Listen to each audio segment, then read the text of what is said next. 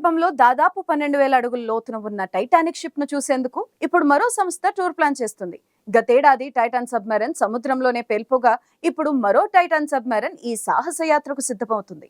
Titan submarine ప్రమాదాన్ని దృష్టిలో పెట్టుకునే తాము ఈ కొత్త సబ్మెరైన్ ను రూపొందిస్తున్నట్లు ఆ సంస్థ తెలిపింది.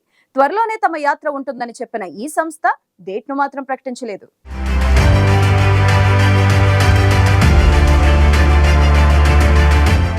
గత ఏడాది సముద్ర గర్భంలో ఉన్న టైటానిక్ షిప్ శకలాలను చూసేందుకు వెళ్లిన టైటాన్ అనే మినీ సబ్మరైన్ ప్రయాణం విషాదాంతమైంది. టైటానిక్ ఓడను చూసేందుకు వెళ్లిన 5గురు సముద్ర గర్భంలోనే చనిపోయారు. అయితే వారి మృతదేహాలను కూడా వెలికి తీయలేకపోయారు. ఈ ఘటన అప్పట్లో సంచలనం సృష్టించింది. అయితే ఇప్పుడు తాజాగా మరో సంస్థ టైటానిక్ టూర్ ను స్టార్ట్ చేయబోతోంది. అమెరికాలోని ఒహాయోకు చెందిన real estate investor Larry Connor తో పాటు ట్రైటాన్ సబ్మెరైన్ సహ వ్యవస్థాపకుడు ప్యాట్రిక్ లాహేతో కలిసి ఈ సాహస యాత్రను చేపట్టనున్నారు. టైటానిక్ శకలాలను చూసేందుకు అట్లాంటిక్ సముద్ర గర్భంలోని 12,400 అడుగుల లోతు వరకు వెళ్లనున్నారు. ఈ సాహస యాత్రను తాము సక్సెస్ఫుల్ గా కంప్లీట్ చేస్తామని లారీ కానర్ చెబుతున్నారు. సముద్రం ఎంత శక్తివంతమైనదైనా సరైన మార్గంలో వెళితే అదొక అద్భుతమైన అనుభూతిని అందిస్తుందన్నారు. టైటాన్ 4000/2 అబిసల్ ఎక్స్ప్లోరర్ పేరిట తయారైన ఓ సబ్మెరైన్ లో వీరిద్దరూ టైటానిక్ టూర్ చేపట్టనున్నారు. దీని నిర్మాణానికి ప్యాట్రిక్ కు దాదాపు 10 ఏళ్లు పట్టిందని లారీ కానర్ తెలిపారు.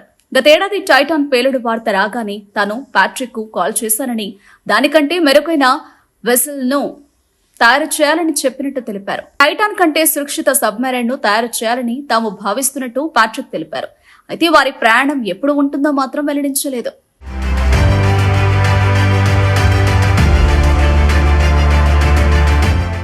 అమెరికాకు చెందిన ఓషన్ గేట్ సంస్థ గతేడాది టైటానిక్ శకలాలను చూసేందుకు టూర్ ను స్టార్ట్ చేసింది. అందుకోసం టైటాన్ అనే మినీ సబ్మెర్సిబుల్ ను తయారు చేసింది. ఇందులో 5గురు ప్రయాణికులు బయలుదేరారు.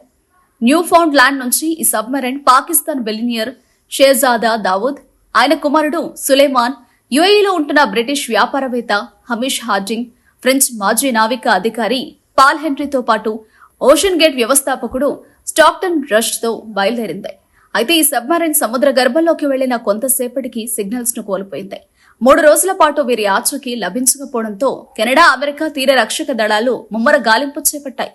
మరోవైపు వీరు ప్రయాణిస్తున్న టైటాన్ లో కేవలం 96 గంటలకు సరిపడా ఆక్సిజన్ నిల్వలే ఉండడంతో వారంతా చనిపోయినట్టు యుఎస్ కోస్ట్ గార్డ్ సిబ్బంది ప్రకటించారు.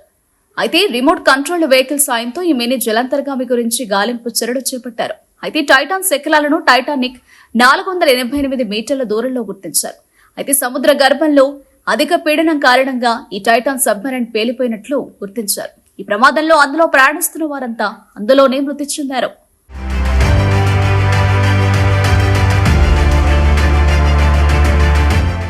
మరోవైపు టైటాన్ సబ్మెరైన్ పేలిపోయిన కొద్ది రోజులకే ఓషన్ గేట్ సంస్థ తర్వాతి టూర్ స్కెడ్యూల్ ను విడుదల చేసింది. ఈ ఏడాది జూన్ 12 నుంచి 20 మధ్య, మరొకటి జూన్ 21 నుంచి 29 మధ్య టైటానిక్ వీక్షించేందుకు స్కెడ్యూల్ ప్రకటించింది. ఆ యాత్రల కోసం ఒక్కో వ్యక్తి $2,50,000 చెల్లించాలని తెలిపింది. అయితే టైటాన్ సబ్మెరైన్ మునిగిపోయి 5గురు ప్రాణాలు కోల్పోతే మళ్లీ టూర్ స్కెడ్యూల్ ప్రకటించడంపై విమర్శలు వ్యక్తమయ్యాయి.